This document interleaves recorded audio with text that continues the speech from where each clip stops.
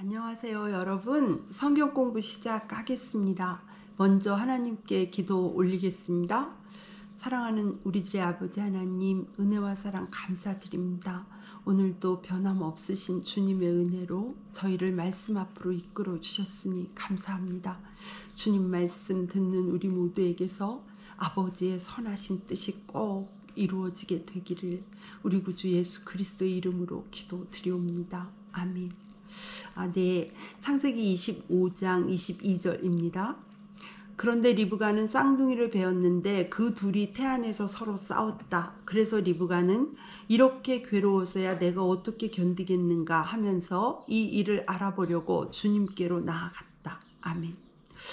이삭의 20여 년간에 걸친 기도가 응답되어서 리브가가 임신하는 은혜를 입었습니다.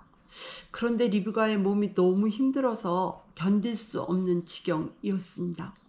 이렇게 괴로워서야 내가 어떻게 견디겠는가? 지금 우리가 리브가와 같은 상황이라면 챗GPT를 찾거나 의사를 찾아가겠지요. 챗GPT도 없고 또 의사도 없던 시대에 리브가는 잉태한 일로 몸이 너무 힘들어진 일을 가지고 하나님께 나아가 여쭈었습니다. 왜 이토록 자신의 몸이 힘든지에 관해서 말입니다. 문명이 발달해 갈수록 하나님만 의지하는 일이 어려워지는 것 같습니다. 하나님 외에도 도움을 얻을 수 있는 길이 많이 있는 것처럼 보이기 때문입니다. 그러나 변할 수 없는 진리, 변할 수 없는 진실은 이와 같습니다. 시편 121편 1절에서 2절입니다. 내가 산을 향하여 눈을 들리라. 나의 도움이 어디서 올까? 나의 도움은 천지를 지으신 여호와에게서로다. 아멘. 특별히 요즘은 무엇이든 묻기만 하면 척척 대답해주는 챗GPT가 우리 곁에 있습니다.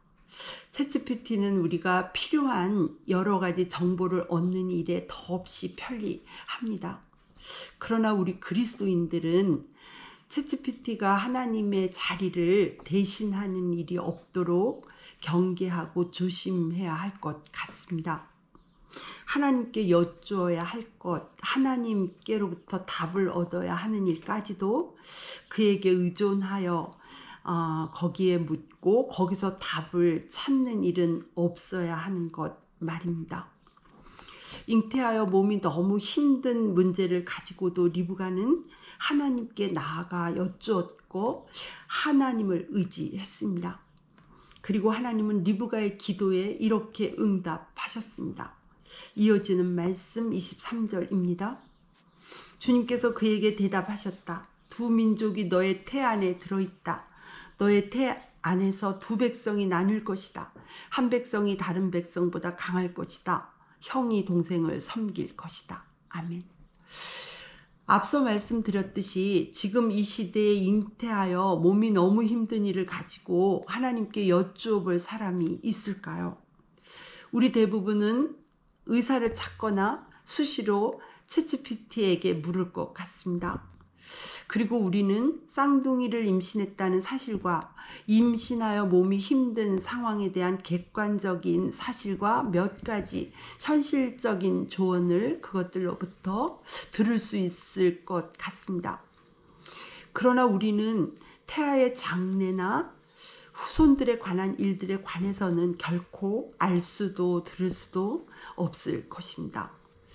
잉태하여 몸이 괴롭기가 그지없는 상황을 만나 이 일에 대해 오직 하나님을 의지하고 하나님께 나아가 여쭈었던 리브가는 자신이 쌍둥이를 잉태했다는 사실뿐만 아니라 그 쌍둥이들의 장래와 그들의 후손들의 장래에 관해서도 알게 되는 영광과 은혜를 입었습니다.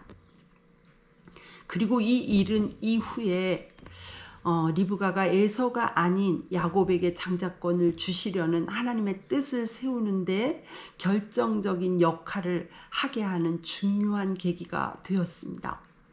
만약 리브가가 이때 이 문제를 가지고 하나님께 나아가 여쭙지 않았더라면 하나님의 뜻과 다르게 에서가 그대로 장자권을 물려받게 되었을 것이니 아브라함 가문의 아찔한 순간 아니었겠습니까?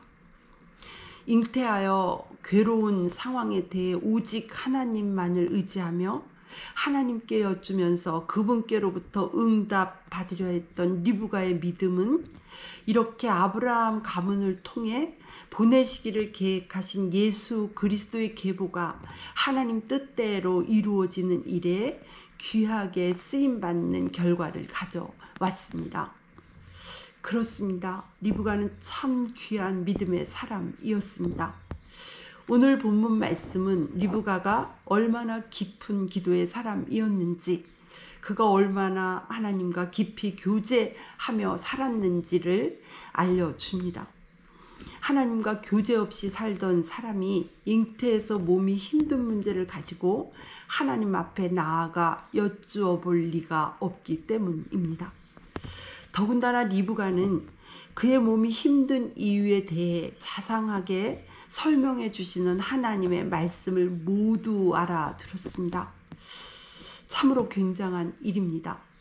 리브가가 이렇게 되기까지 리브가는 얼마나 오랜 세월 주님 앞에 기도하는 시간들을 많이 가져왔을까요? 얼마나 많은 세월 일마다 때마다 하나님의 뜻을 여쭈며 그분의 뜻을 존중했을까요? 리브가의 기도의 세월, 순종의 세월이 보이는 듯 합니다. 우리도 리브가처럼 기도의 사람, 순종의 사람 되어 성경을 통해 우리를 바르게 하시고 책망하시고 교훈하시고 인도하시고 가르쳐 주시는 주님의 말씀 잘 알아듣고 모두 알아듣는 복을 누리며 살아가야겠습니다. 이어지는 말씀 창세기 25장 24절에서 26절입니다. 달이 차서 몸을 풀 때가 되었다. 태 안에는 쌍둥이가 들어있었다. 먼저 나온 아이는 살결이 붉은 데다가 온몸이 털투성이어서 이름을 에서라고 하였다. 이어서 동생이 나오는데 그의 손이 에서의 발 뒤꿈치를 잡고 있어서 이름을 야곱이라고 하였다. 리브가가 이 쌍둥이를 낳았을 때에 이삭의 나이는 60살이었다. 아멘. 20여 년에 가깝도록 낙심하지 않고 포기하지 않은 이삭의 기도는 끝내 이렇게 응답되어서 이삭은 두 아들을 얻었습니다. 두 아들을 얻은 이삭의 기쁨은 그동안에 기도드리며 기다린 애타는 세월을 상쇄하고도 남았을 것입니다. 우리가 낙심해서 기도를 포기하여 응답받지 못한 채 다시 우리의 기도를 기다리고 있는 기도 제목은 무엇일까요? 하나님의 말씀인 성경은 우리의 기도가 응답받는 기도가 되게 하시기 위해 다음과 같은 세 가지 사실에 대해 가르쳐 줍니다. 첫째는 기도할 때 자기 욕심을 따라 구해서는 안 된다고 말씀하십니다. 야고보서 4장 3절입니다. 구하여도 받지 못함은 정욕으로 쓰려고 잘못 구하기 때문이라. 아멘. 둘째는 의심하지 말고 구해야 한다는 것입니다. 야고보서 1장 6절에서 7절입니다. 오직 믿음으로 구하고 조금도 의심하지 말라. 의심하는 자는 마치 바람에 밀려 요동하는 바닷물결 같으니 이런 사람들은 무엇이든지 주께 얻기를 생각하지 말라. 아멘. 셋째는 낙심하지 말고 끈질기게 기도해야 한다는 것입니다. 특별히 예수님께서는 낙심하지 말고 끝까지 기도하면 하나님께서 반드시 응답해 주신다는 말씀을 하시기 위해서 두 가지 비유를 들어 우리에게 가르쳐 주셨습니다.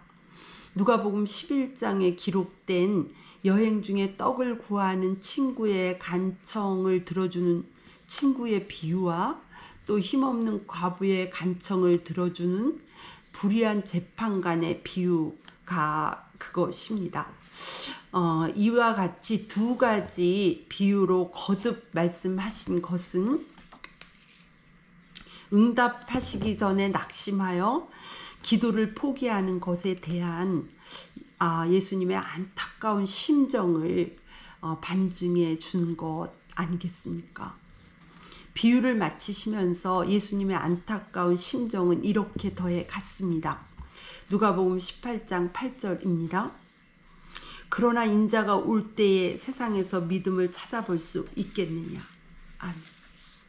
하나님은 기도에 반드시 응답하시지만 낙심하지 않고 믿음으로 끝까지 기도하며 하나님의 응답을 기다리는 사람이 인자가 올 때에는 찾아볼 수 없을 것이라고 우리 주님 말씀하셨습니다. 우리 가운데 혹 낙심하여 기도하기를 포기하신 분이 계시지는 않는지요. 주님은 그렇게 하는 것을 믿음이 없다 하셨습니다. 우리 모두 주님께 인정받는 기도의 사람, 믿음의 사람 되어야겠습니다. 아멘. 기도하시겠습니다. 사랑하는 우리들의 아버지 하나님, 오늘 말씀을 통해 낙심하지 않고 의심하지 않고 주님의 뜻에 맞게 드리는 기도는 반드시 응답받는다는 사실을 가르쳐 주셔서 감사드립니다. 우리 모두 오늘 말씀에 합당한 열매로 하나님의 뜻대로 낙심하지 않고 기도하는 기도의 사람 되게 해 주시옵소서. 예수님의 이름으로 기도드렸습니다. 아멘.